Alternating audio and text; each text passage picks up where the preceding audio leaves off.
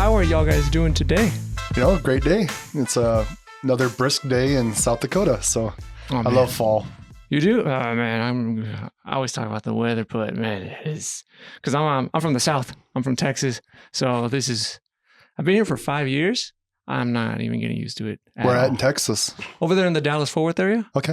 Oh yeah, nice. Definitely a big change though, right? From there to here, and fall and winter have to be a little bit of a shock, right? Oh man, that first. So this is what happened. Like first year, it was the first time I see like actual snow. Over there, they'll call it snow, but it's just ice, and it was real cool.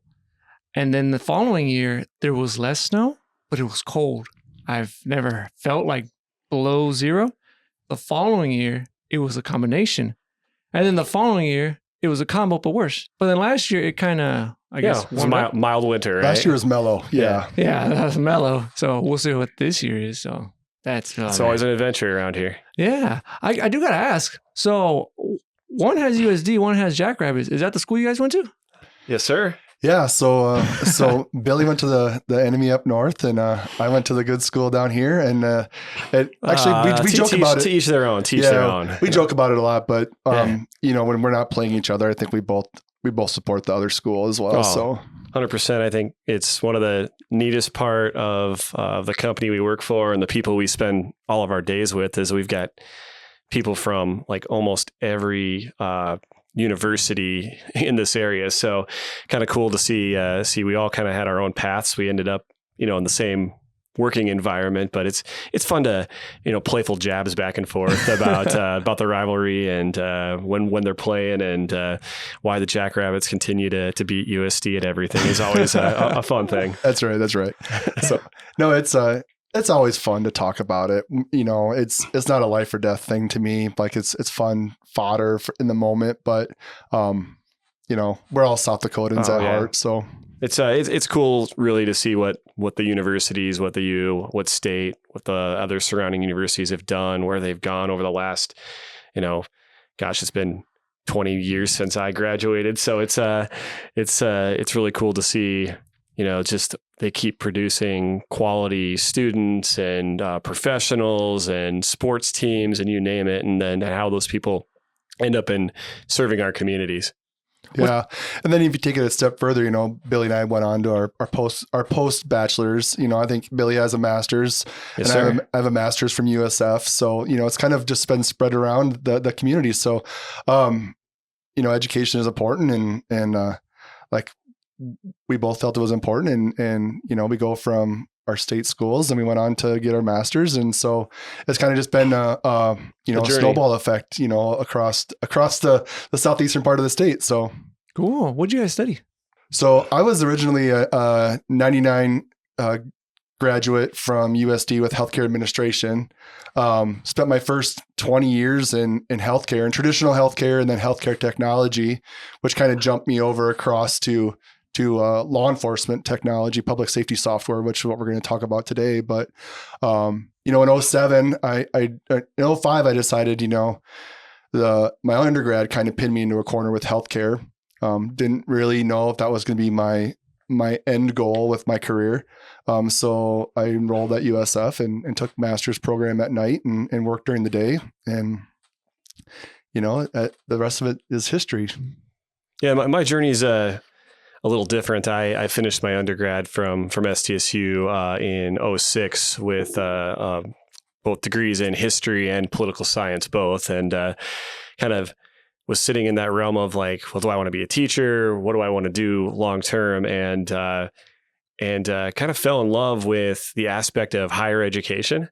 And started my master's degree at STSU through the counseling and human resource department, specifically focusing on higher education and like how young individuals like figure out their careers or professions, where they're going, and did that degree, like went straight into that out of my undergrad and got my master's in education, emphasizing on the higher ed piece. And for me, it was a lot of big program management at the university level and planning, big projects, big things like that. And when I had been in the field for about 5-6 years, it was like, well, what do I want to do next? Like, what's the next part of my adventure and my career, and where am I going with my vocation? And for me, I actually was approached by a few friends that were working for a startup company out of Sioux Falls, South Dakota. It was at the time known as Zerker Technologies, which is actually part of the portfolio of CentralSquare now, and was a part of that startup, and came in as a project manager, running programs, running contracts, working with customers, and grew from there. This episode is brought to you by 5 Star Barbershop. Are y'all guys looking for a place to get a haircut? I recommend 5 Star Barbershop. They're the #1 barbershop in the southeast region of South Dakota. From haircuts, beards, eyebrows, shampoo, you name it. They also offer discounts for students and athletes. I'll add their link so you can make an appointment because they get very, very busy. Now let's get back to it. Oh, snap. So how'd you guys get to where you're at right now? Like, was it something you guys wanted to do, or? It was something that always interested me, right? Like public safety has always been something that's been near and dear to my heart. Early on, I decided it was something I didn't want to work in, like being a sheriff's officer or a police officer. So I was always trying to figure out, how to be involved. And a lot of that genesis is my dad was a 34-year police officer in Sioux Falls, retired as a captain in 2007. So it always interested me. I kind of grew up around it, but never really wanted to do the profession. And when, like Billy said, when I heard about Zerker Technology and it's local and it was kind of this cool hip startup, thing where everybody kind of wanted to be at, right? It was cool. It was, free lunches. It was, free breakfast. It was bring your dog to the office. It was all the things you hear about from big companies like Google and stuff. Right. So, it's a great product, right? Like our communities, every community in the state of South Dakota is served by a CentralSquare product, Pro Suite. When it comes to its purest form, South Dakota High Patrol uses it, Vermillion PD uses it, Clay County uses it. So everybody in our communities are served by Pro Suite. So that was kind of where I wanted to get involved. And then I was just lucky enough, right? You catch lightning in a bottle sometimes in interviews where it's you interview and stuff spawns from that interview. And, I got hired on to a position I didn't interview for. And so it was just one of those things. And then, Billy can expound a little bit on his journey, but, when it comes down to it, Billy and I were both just given unique opportunities to just continue to grow here. And instead of, not grasping those opportunities, we jumped at every opportunity we were given. What about you, Billy? Yeah. How did it start? Yeah, for me, it was a few years prior to Erik. So I remember Erik coming in, and I was like, "Oh man, here comes this guy. How's he gonna?" He was great the moment he came in. He fit right into that culture that he talked about. But for me, it was probably 3-4 years earlier is when I was kind of approached, went in as a project manager because I had a lot of experience in kind of that program management, but not the formal project management side. Went in going, I'm going to get some experience doing this. This is a really cool company. I really like technology and what it can do for just human beings in general, but not only like that one, this one, public safety, public administration, and what we do as a company and how it serves the communities. Just it resonated with such a incredibly organic and amazing experience that I could be a part of. And when I came in, I looked at it as like, oh, this will be something I can do for a while. Well, it's been almost 13 years now, and I'm still at the company and have worn a few different hats now, starting as a project manager and now being the vice president of professional services. So have had a journey to go along with it. But I've said more and more in the last year, the key thing for me, what keeps me going and keeps me going with this company is that at the end of the journey, it is what you do. It's really what you do and who you serve.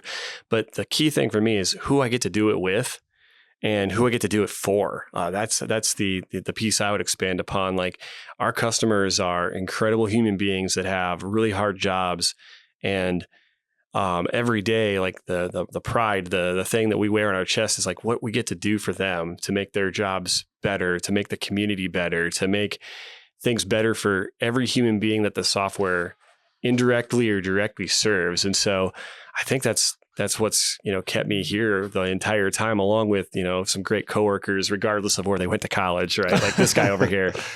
Yeah. No, it's what Billy said is true, right? Like you can go to a job and a job is a job, but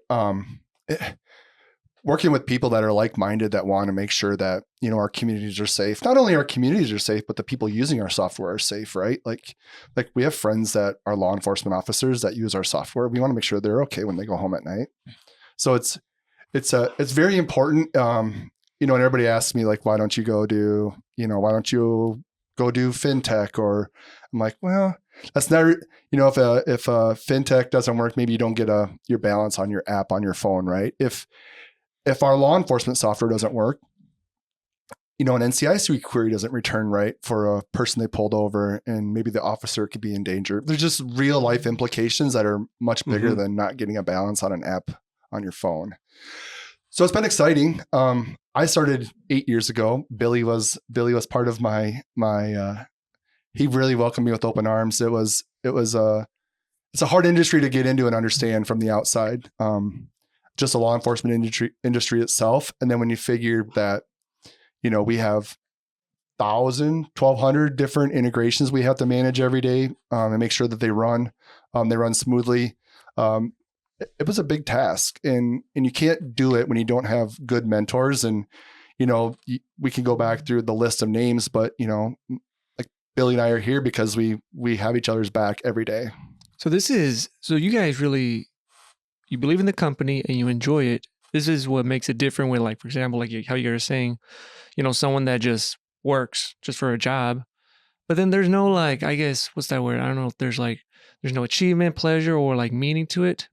That's why where you guys are at, you guys actually like it. You enjoy it. You believe in the stuff, right? Is that what I'm getting to? No, that's 100% spot on. For me, it's like the journey and what I'm doing and what my career is going to be when I look back on it.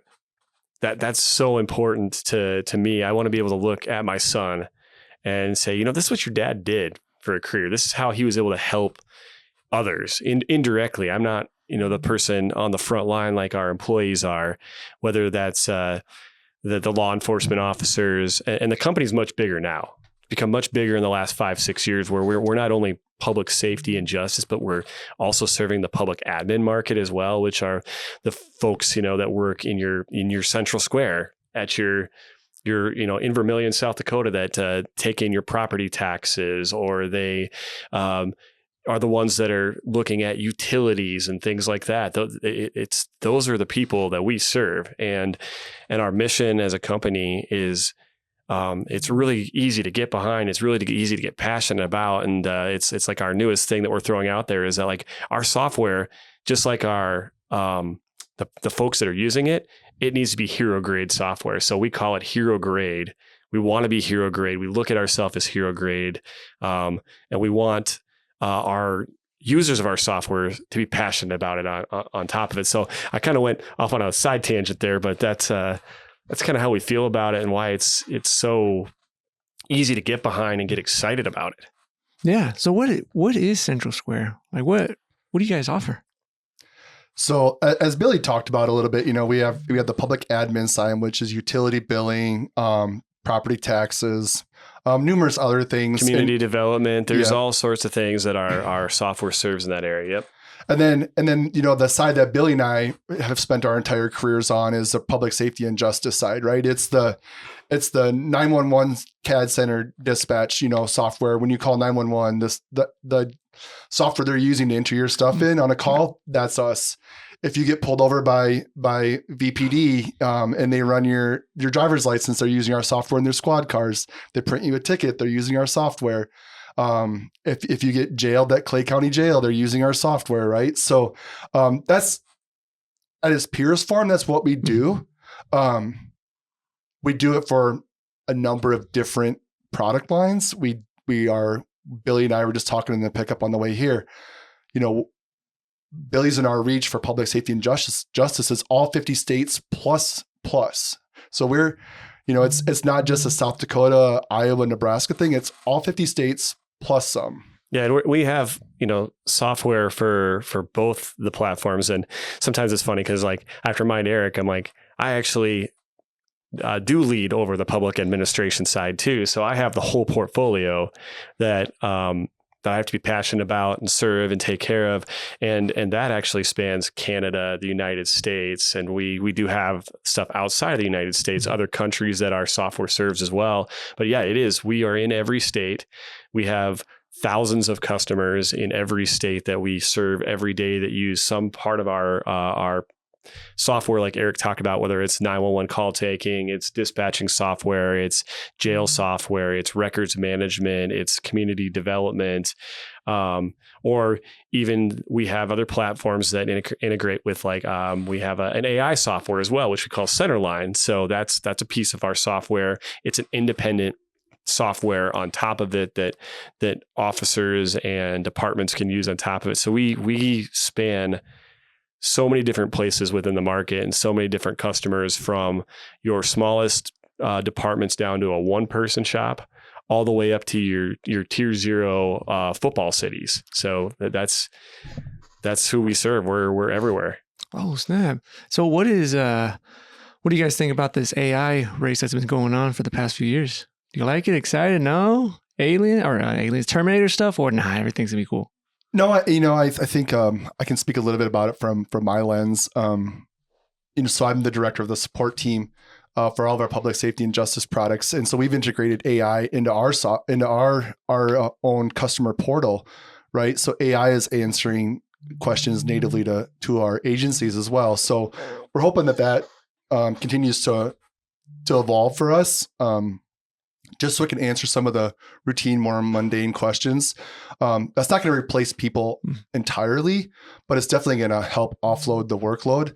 But if you're talking specifically about like Centerline, Billy talks about hero grade software. Like the Centerline stuff is pretty impressive, right? It's taking officers' narratives and transcribing it. It's pre-populating accident reports. It's pre-populating records for officers that they would previously have spent time, typing out in their squad car, or going back to the PD and typing out on a local machine, right? So it does have its place, and it's picking up. And actually, it's kind of ironic that when Billy mentioned Centerline earlier, I had just shared on LinkedIn, probably about 5 minutes before Billy picked me up, National Public Safety Group, which is a big thing in our industry. They just posted an article about our Centerline offering, highlighting some of the the benefits of it, which is freeing up officers' time, less errors in reports. The list goes on, but it's going to have a place, and it's going to be here now. The old school kid in me, being from the 90s, it's a little bit scary, but it's pretty cool too. I do appreciate the approach we're taking with it. We're hearing our customers, we're talking to our customers, we're treating a lot of our first users as early adopters. We want feedback. How are you using it? How is it impacting you? But we're also very cognizant about making sure, when it is being used, that the verbiage, the words are being approved by somebody, and that's being captured appropriately. And so, you get into that, like you said, the Terminator and Skynet stuff. Are we worried about that? No, I'm excited about where we're going. I'm excited about the vision of our product and development teams and what they're putting into it, but also how they're really trying to work really hard with the customers to hear how it can impact them, how they can save them time, improve what they're doing, and then also make sure that those things are being captured appropriately for our customers. Have you guys ever used AI in y'all's personal lives or dabbled with it? So over the last 6 months, I've become a Chat GPT super user. I think Me too. Some of it's for professional, and some of it is making silly memes from one of the 5 boys that we have. But no, it's fun, right? It's got its place. I think it's cool. Now I still like to write stuff down on paper, which is becoming, farther and fewer in between with individuals, especially now. But I think AI is cool. And like Billy said, Billy hit on a really important thing too, right? When we're doing AI, whether it's, our Centerline AI, natively inside, or if it's the support portal. Like Billy and I are forming relationships or have already formed relationships with agencies that are using it. So we're not only getting feedback, in a feedback loop natively to the AI, but we're also getting like email follows up from clients that say like, hey, this worked or this didn't. So we're partnering with some of these agencies to kind of give us, the non-AI feedback too. So we can help make it better. Oh, nice. Yeah, there's neat pieces of it, right? Like, I've dabbled in the AI stuff as well, right? Like, and there's I really enjoy the ChatGPT, the Copilot stuff, being able to summarize emails and give me the high talking points when you have volume as a professional coming in and more volume of emails and things to review. It's nice to just have like, okay, give me the quick cliff notes on this so that I can organize my thoughts and go back to it later. Or, for me, being able to clean up an email really fast, right? And have it rewritten in a more professional manner or soften it up or to get some pointers, it only helps me to be a better professional. And I can see how it'll help our customers and help others having tools like that, right? Mm-hmm. So there's been some really neat pieces of that. And then even you get deeper into like how technology can use the AI pieces of it for automating and generating like testing scripts of software and stuff like that, or even evaluating if you've put code together for a new application and you're trying to say, all right, are there errors in my code? Are there things that if I pass files through this piece of code, that things that come out that aren't working, we use it for that. And we've started to dabble in that of like, okay, this used to be human thing where you had to look and it was a set of eyes like going line by line on something. And you're seeing companies really, really invest in using it to not have to do that anymore and not have to do the lower level things, which is kind of nice because then you can take those professionals and you can basically rung up the ladder. You're giving them an opportunity to do more advanced things that you need to spend more time on as a software company, and you need to invest more time in those things. Where previously software companies, you would have been, I need to fix all these lower level things so that the customers are happy, but they also want value out of their software. They want you to make an investment. They want you to make enhancements. They want you to get deeper into the root of your issues. And we're seeing so much more of that, which is really exciting to see, especially from a services mindset. Watching your counterparts in other departments use these things and wield these to make their teams more powerful is really cool to see. Oh, so probably that when it's like helping you fix that code, it's probably acting like kind of like that autocorrect when you type something. Mm-hmm. It's kind of similar with that. One example that I used, so I like using ChatGPT and I like using Google Gemini. What about Grok? I haven't tried Grok. Is that the X Twitter one? Yeah. I haven't tried it. How is it? I find it, it's comparable. It's comparable. I mean, it's different, the different results they'll spit out sometimes, but. What about there's another, Copilot I tried. There's another Perplexity? Something like that. But no, I haven't. So one time I found not a lawnmower, like those weed eaters, but this was in form of a lawnmower and this thing would not run. I'm like, something's wrong with it. I can't figure it out. So I was like, well, let me play with this. So I opened up, it was the live feature of ChatGPT or Google Gemini, and then it shows the video mode. So, you can use your phone and use the camera. I was like, hey, first I was like, hey, what is this? And it told me what it was. I'm like, okay, that's kind of cool.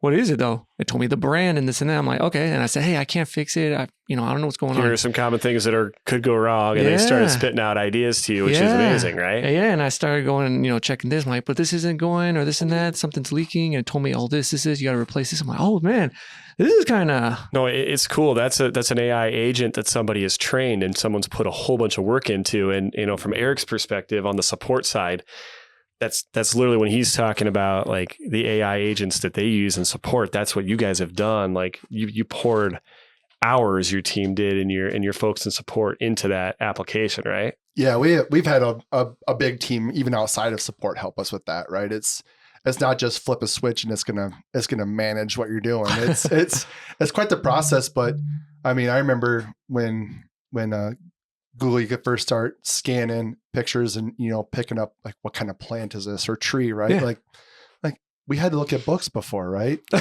Now these kids today, they don't even know how to use a card catalog, right? When I was my first 2 years, where's your Encyclopedia Britannica? That's right. That's what you're asking. That's right. Like when I was the first 2 years down here at the U, we didn't have internet in our dorm rooms. We had to go down. We had to go down to a common area in the dorms. Did you just make a back in my day comment there? Is that what you did? I did. I'm older than you, so I can do that. Yeah. So I mean, it's come a lot. Technology's come a long ways, and honestly, I have about 7 to 10 more years of working left in me, and then I want to retire. So I'm like, I know what's happened in my 8 years in this software space. Like what's going to happen in the next 10, right? So where does this go? I think it's more AI. I think it's all the things we talk about, right? Streamlined engineering, like Billy talked about. It's streamlined, putting together interfaces. It's streamlined support responses. It's all the things we do now, but it's going to be better. Yeah. Is there anything that you guys are kind of worried about AI? I know. So my wife, I love the AI stuff. I got that inner kid in me. I love it. My wife hates it. She doesn't like robots. She doesn't like none of that. So we go back and forth on it, but I love this stuff. But am I scared? I'm not too scared of it, but is there anything you're like, man, I don't know. Should we put like all our info or should this take over this? They already have all your info. Like let's be honest, right? Like you're already out there. Yeah, all your info is already out there. So, I joke about it, but it's truly out there. If people want to know about you, they're going to find out some way. The only thing that I found that was like really spooky about AI is I was just recently at the Chief of Police conference in Denver from across the globe.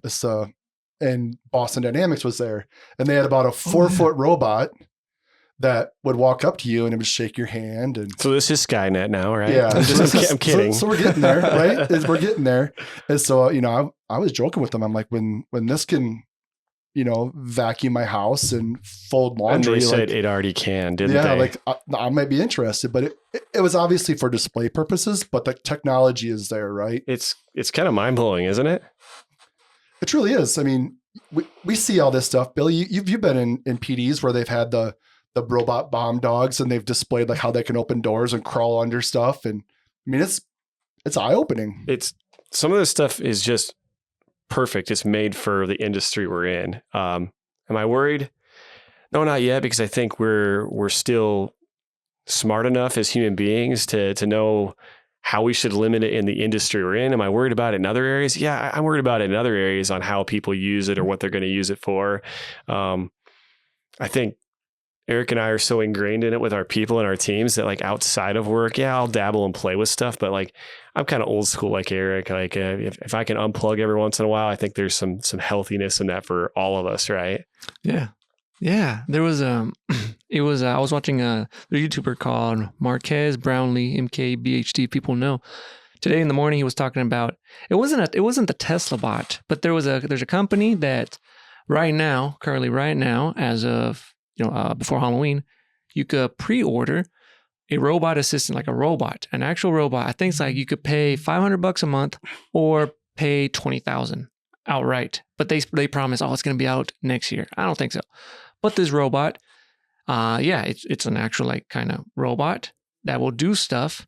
But is it autonomous? I don't know. But they said the feature that could happen is, or that the company is saying is, if it can't do something autonomous, they'll have it like, they'll have their, workers, engineers kind of go, do it remote with the cameras, this and that. And I think some people are like, hey, so you're telling me that you could look through my house and this and that? They're like, yeah. I'm like, I don't know about that part. The autonomous part is kind of cool, but I think they're trying to figure out that way of, if this robot can't do it, then we'll jump in. But then there's that privacy thing. So it goes back and forth on that stuff. That goes back to the, are they listening on your cell phone or aren't they listening on your cell phone conversation, right? We already have all these technology pieces out there, right? That are in our house, whether it's the Echoes or, or whatever Bluetooth speaker you have. I mean, it's all out there. It is. And then I make the mistake, which I don't read, and I should, where how you log in something new and they're like, hey, do you want this to get your data or want us to send it for feedback? And I'm like, sure, on everything. So, but I'm not too worried. There's nothing for me to hide unless they find something. That's probably where the tech people and Billy's in my brain, we read a little bit more of that than we should probably too. Oh, okay. So probably not accept some of this stuff. Depends. You never know. We all like to live dangerously, right? So when I want to go back to like when we were, I guess, younger. So from y'all guys' views throughout y'all's life, did you guys ever think that, oh, in my lifetime, I'll see like how, all this, like, for example, AI stuff going on? Or you're like, nah, that's popular just like in the movies. I never thought about it. I mean, like Erik said, like growing up as like an 80s, 90s kid, small town, South Dakota. Man, you're worried about like what Nintendo game you're going to play or this, that, or the other. And I just, you look at things like Back to the Future, something like that. Yes, I went there, Erik. You're going to give me crap about that. You got to get the Back to the Future plug in there. But would you have expected? I mean, they got some of those things right. Not all of them. Some of those movies, but like I don't know if we would have ever thought we'd be where we're at with some of the technology we have. I mean, can you imagine growing up and thinking, oh, I could just tomorrow have 100-inch TV in my house and it's flat screen and it weighs 20 pounds. Like that would have never crossed anyone's mind except for maybe people who were thinking big about that stuff. Right. Yeah. There was that show, The Jetsons? Yeah, absolutely. Yeah. There was one scene where one of the kids, he was in school and he had a watch with watching a show. And I remember as a kid, I was like, man, I would love to have something like that.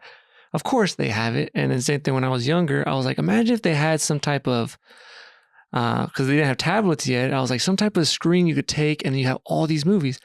Apparently now you can. And when I looked at the catalog, I'm like, man, there's nothing to watch.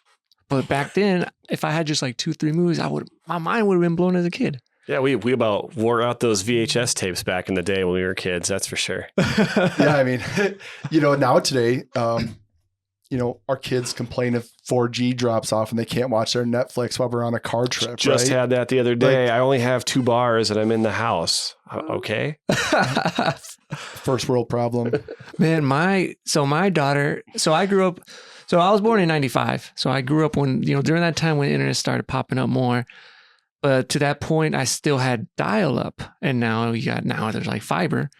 And I would tell my traumatic experience to my daughter about like, man, that dial-up noise and this and that. She was like, what is that? Because I told her, man, you couldn't use the phone. I'm like, couldn't use the phone? I'm like, yeah, because you had a landline. What's a landline? I'm like, man, I'm already at that age. I'm only 30, and I'm bringing that stuff up. But man, I played that sound on YouTube. And she heard it and she didn't think about it. But me, I was like, oh, man, it brings back those memories. Oh, yeah. It's funny how the trauma will set in. Then someone picks the phone up and they kick you off the internet. Disconnect you, and then you got to start over. Yep. Yeah. And then now, because even I remember like when my parents, when they would call people back home in Mexico, you would have to get like same thing, that landline and a calling card. Yeah, a calling card. Now they're video chatting like instantly, or same thing, messages. Back then they were saying, oh, messages would cost like $5 per whatever. Now it's unlimited. Now you got internet. Man, this stuff is nuts. Right, and then your kids are running around with cell phones. And what age do you give them a cell phone? And we had that debate last year with my son, and I'm remembering telling my wife or even talking to Erik about, like, well, I didn't even have a cell phone when I went to college. I had to talk my mom and dad into it my sophomore year, that they were complaining because they couldn't get a hold of me. And well, if you give me a cell phone, if I get a cell phone, we're good to go then. Yeah, and you're talking about texting, and I've had a cell phone far enough where it was like, I think my original bill was like $80 for 90 minutes a month, right? Like if we had 90 minutes a month that you could use for $80, and now, like, look at what Billy and I brought in here, right? We have phones, we have iPads or whatever non-traditional thing Billy uses. That's a Surface Pro. It's a Windows device. I'm sorry. But we have, my point is, on our work computers in our offices at home, on our mobile devices and on our phones, we have our normal cell phone on there. Billy and I have our team's phone numbers. We have our, you can't, with technology now, you're just always accessible, right? So Billy and I are still old school enough where we do stuff outside. Billy golfs side by side, to just disconnect, right? And get out of the house and do some of that stuff. But the technology, I guess, has been both a freedom and kind of a burden too, right? Because you're always accessible. So when we first made the transition to working from home during COVID, the first couple of months were really hard mentally because I didn't know how to shut it off, right? I knew how to work. I knew how to work hard, but then I didn't have to leave the office. So my brain was like, you're home, you work from home, you should work. And for me, it was like the reverse. Oh, I get to be at home now because I don't leave that office. So now I'm just here. Yeah. So it's wild, right? But technology is great. I love it. I mean, I embrace it. So we have to. I mean, what we do every day, it's so incredibly important. Like there's technology companies that serve people where there's downtime or they don't have to worry about 24/7. Our stuff is 24/7. It is always running, it is always moving, it is always touching someone or something. Dispatch centers don't get downtime. Mm-hmm. Jails don't have downtime. True. Officers don't have downtime. There's always cars out there. There's always people doing things. And so it's a burden and it's a blessing at the same time, like Erik's saying. And we serve an industry where it has to be working at all times. And so we understand the importance of it. Even though in our own personal lives, sometimes it's good to just have that unplugged, but we know that the folks that we're working with, there's no such thing. Yeah, they're always plugged in. Which, so y'all guys are in Sioux Falls, CentralSquare. Do you guys think it's gonna? Well, of course, now I see it. Sioux Falls is growing, and this is coming from like me as a city boy. Dallas-Fort Worth is huge. I see Sioux Falls, and it's at that. Well, probably already at that peak where it's starting to expand. Do you guys see same thing? Y'all's company also expanding that too? We're super expanded. We did that many years ago. As the market picked up and ticked up, CentralSquare is actually a couple of companies that combined together probably about 6 years ago or a little more than that. Yeah, Eric. September of 18. So 7 years. We're getting old, Billy. 7 years now. Yeah, good correction there. So 7 years ago, and it's a combination of a bunch of public administration and public safety and justice companies. So we have quite a few softwares under our portfolio. It's one of those things where it's just a bunch of companies that came together and became a very big company very fast. So we've expanded. We've got a very big portfolio of softwares, customers, you name it, and we continue to try to expand and try to do more, more customers, more offerings. Centerline's a good example. That's an added in offering to our portfolio in the last year here, and it's been very successful, as Erik said, even with the National Public Safety Group, commenting on what Centerline's been able to do as an industry leader. So there's a lot going on. We're always going that direction. Any thoughts, Erik? Well, and if you're talking about, Sioux Falls specifically, like Billy said, Zerker Technology was from Sioux Falls. Our actual headquarters for CentralSquare is Lake Mary, Florida, just outside of Orlando. So that's home base, but Billy and I still view, Zerker office in Sioux Falls, CentralSquare office as home base. Everybody's always proud of where they came from, right? So we, it's really cool. Like I said, like Billy hit it on the head, right? Like we're a really cool company. We do really cool things. We do super important things. And I think that's what lights a fire in our bellies every morning. I mean, I bet you 2 or 3 times a week, Billy and I are on our cell phones before 7:30 to each other, talking about what happened late planning, working through something. Yeah. Talking about what happened the night before or what we're gonna anticipate is coming up in the morning, right? And I only thankfully get to deal with the public and safety and justice side, right? I only get to deal with the law enforcement software side. Billy, his umbrella is twice the size as mine because he has public administration too. So he's got 2 heads of the dragon he worries about. I just get to worry about the one dragon. I'm blessed to have lots of great counterparts in other departments, and it's a group effort. I mean, we have 1,200 employees at the company, and we're in every single state. In Canada, we've got employees in Canada. We got folks everywhere. So a lot of collaboration, a lot of coordination on time zones and meetings and what we're doing and our customers and where our customers live. And every day is exciting. No day is like the day before it. Mm. What are some upcoming projects or anything new that's coming up? Excited about? I think right now we're just, I think from the support perspective, and I won't speak for Billy, but from the support perspective, we're already turning our, along with the AI, we're focused on that, refining that for the next, 6 months to a year. But right now we're turning our attention to our yearly Engage conference already, which is going to be in March this year in Washington, DC. So it's where all of our clients for both public admin and public safety get together. There's classes for all of our product lines. They can meet and greet with Billy's services team. They can meet and greet with the support team that I manage. We'll have support staff members there as well. So that's the two big things we're worried about right now, right? Along with the typical, like support metrics, like, mean time to resolution, case backlog, that stuff that's kind of like, just our normal day stuff. But AI and Engage is where we're turning our focus to right now. Engage is the biggest thing for CentralSquare customers and us both. Yeah, for CentralSquare as a whole. So a lot of effort goes to that. When we get done with the Chief of Police conference in October, we immediately turn our attention to that, and it's full speed ahead on that. Outside of that, there's every week, every month, we have new customers going live on different software platforms. So we have stuff going on in almost every state here, even leading up into the holidays here. It's really trying to get, folks in the right place. So not only we can, have the customers live, we can get them to the end of the projects that they're on, or we can work with them through any support cases that we need to resolve together with them. But it's also then, being respectful of their time so that they can have that time off during the holidays themselves and spend it with their families. And so try to weigh that, try to take care of them in that regard, because they take care of us. And then, plan for the big events like Erik's talking about to be able to go there and spend time, more face-to-face time with our customers. What advice would you guys give for, young people, especially now they're jumping into the IT world with tech and everything, software?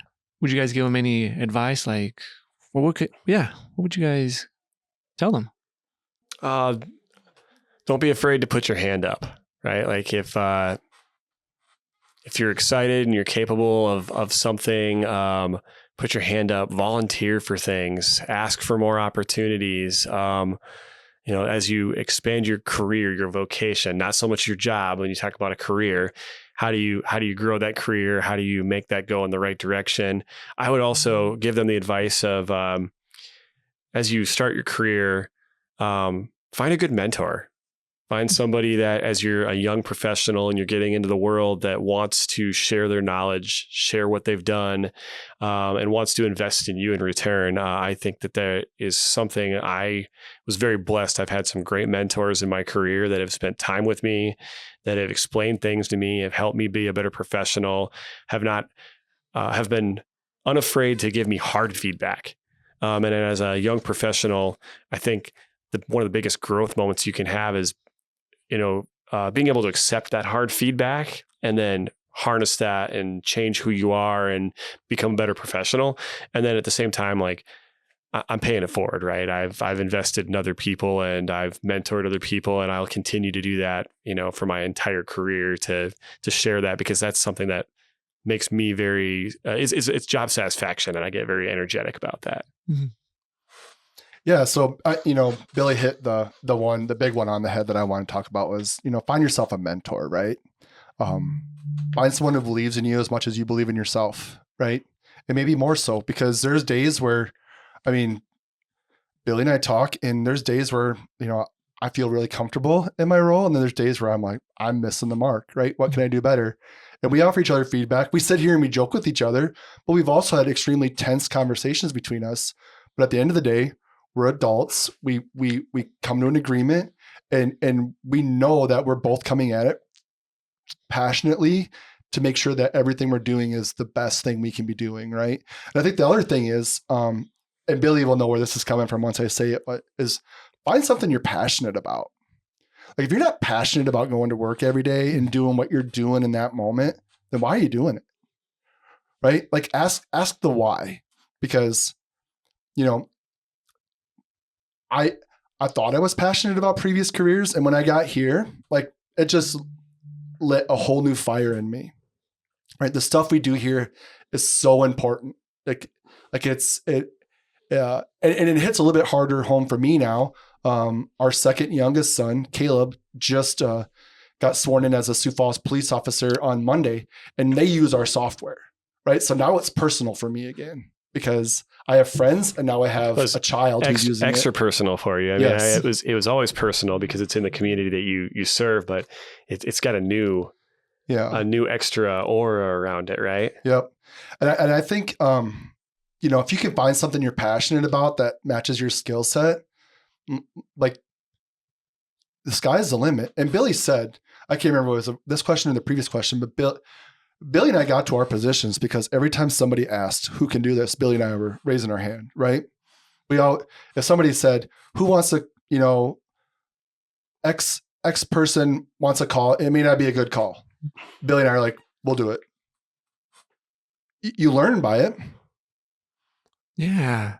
And use that word passionate, because the people that I've talked to, and like people in different companies or some business owners, I'm like, well, why do you do it? And they're like, they love it. They're passionate about it. Because then what's the point? What's the point of, heading to work, hating it or just not enjoying it? And then you come home, you're tired. You're like, man, I don't want to do this. Oh man, I got work tomorrow. Oh, it's only Wednesday. Or then it's Sunday. Tomorrow. Then it's not, it sucks. It's horrible. But then people like y'all, you guys, enjoy it, love it, this and that. And I think that's what people have to find, find something that you want to do, be passionate. Same thing. You could start from the bottom, but just start small and slowly it'll get there. Yep. And keep raising your hand. I mean, Billy and I talk obviously, but I know Billy and I are having conversations with other people in our organization on Sunday nights going, what's going to happen Monday? What are we anticipating is going to happen? And how can we resolve that already? Because Billy and I have seen a lot, right? We've seen all the curveballs. Yeah. We've seen all the pitches. We kind of know what's coming. So we can kind of anticipate some of the things during the week. But then we also know, like, if we start communicating early, we can kind of cut off some of those things. Mm-hmm. But we have a bunch of passionate people that work with us, right? Yeah. Man, yeah, I would say like Erik's got things going on in my head now. He's actually like, spinning some dials here on like, just ways that I live my life as a professional and things that I've said and I believe in and I'm passionate about. Like I'll tell anyone, like as a professional, whether you're a brand new professional or as you work up into middle management or management and up the line, like something that I've said for many years, and I still don't remember what mentor told me this, but my job has always been, what can I keep off my boss's desk? What can I keep him or her from seeing or having to deal with? And what can I solve at my level? And should it be solved at my level? And then it was, what do they need to know about that I'm doing? And I have a mentor to this day. I don't work with him anymore. We'll name drop Darren Mebius in this, but Darren and I are great friends still this day. But like when he looked at me one day and said, you took care of that thing 2 weeks ago and I'm just finding out about it now. And I'm not mad. I'm excited. Like I didn't even have to know. And that's just a really cool thing to think about as a young professional of like, how can I solve things at my level? How do I, not sit around and wait for my boss's approval and advice on things that I know are my job and I know need to be my job, but then I also am able to weigh out like when my boss needs to know or when I need to get that advice so that I don't make the wrong mistake or decision. That's the key is like when you can kind of figure out how that works, then like Erik said, when the pitches are thrown, the curveballs, when things are flying at you, you can react, ahead of time and you can pre-plan for those things. Yeah, you guys, the way you guys talk, it makes me want to work for y'all now. But no, it seems great. It seems great. And we're almost at that hour mark. I'll go just a little off topic. You guys mentioned the pitches and curves and all that. You guys watch baseball? Oh yeah. Are you guys watching the World Series? Trying to. It's a roller coaster. And I mean, I don't know how you could ask for a better one. There's been a lot. I turned it on last night and holy cow, back-to-back home runs to start a game. Yeah, That's it's incredible. the World Series has been incredible. The 18-inning game, I inadvertently fell asleep in the 13th inning. I thought I was going to be able to hang in there, but 2 games back to back in one night was kind of a wild thing. But I love baseball. It's one of the things that I'm going to date myself, but on WGN, it was Bozo the Clown in the morning for the kids, and then it was not Jim Carrey. Oh, the Cubs broadcaster, Harry Carey, in the afternoon for the Cubs, and that was before they even had lights. So they do all afternoon games. So baseball is a great sport. I'm secretly rooting for the Dodgers just because I think Shohei Ohtani's just showing out this year. He's a Mount Rushmore player, right? Yeah. Like he's impressive. He's absolutely impressive. Only person to get on base 9 times in one game in a postseason. Ohtani's a monster. Right now, we're trying to figure out names. So my wife is pregnant, and I was like, what do you think about the name Ohtani? She's like, where'd you get that from? Like, just what do you think about it? And she's like, I don't think so. I'm like, man, that would be great. But Ohtani's a monster right now. Same thing. I'm rooting for the Dodgers only for just Ohtani, and also that pitcher. There's 2 other Japanese, but Yamamoto. Yeah, he's going to start Game 6. Yeah, so that'll be interesting. The Dodgers should be able to rally for Game 6. Game 7 is going to be. He shows up with half of his stuff, right? Like they should be fine. They're monsters, man. It's been great, especially. So I thought Jose Bautista was still playing. Apparently, he retired a few years ago. Because I was like, wait, isn't he playing for the Blue Jays? Mm-hmm. I was way off because I didn't want to go for the Blue Jays because I'm a Texas Rangers fan. And then there was that fight years ago with who's that second baseman, Odor or someone, and with Bautista when they threw that punch. But right now, I'll go for either or. I know the Blue Jays they're the underdogs. I like Ohtani. Whoever wins. It's great. I like baseball too. That's why. I just want to see the Dodgers win so then we can have an all-out pitchers duel on Game 7, right? Everybody can throw everybody out and they all get an inning or 2. And that's the best. I like a Game 7 where just empty the gas tank, right? That's right. Man, it's been exciting, but I should cut it off. But is there any last words, anything? Where can people find you guys at? What do you guys want to give out? I mean, Billy and I don't hide. We're on LinkedIn. Like you can find us on LinkedIn. Neither one of us would shy away from questions with people. LinkedIn's great. CentralSquare.com. There's lots of opportunities there with our company. And check out the Central Square LinkedIn page too, right? We just did a rebrand, and like Billy and I have said, we're pushing out the hero grade, and it's not just our employees, but it's our agencies, it's our software. Like it's all hero grade across the portfolio. No, I think that's really key. You're spot on. Like it's something we believe in, but it's also something we want like our customers who use the software to be proud of how we represent ourselves, and we represent ourselves as a hero grade software for a reason. Sweet. Cool. Yeah. All right. I think that's where I should end it, but I do want to thank you guys so much. Yeah, thank you. Appreciate the time.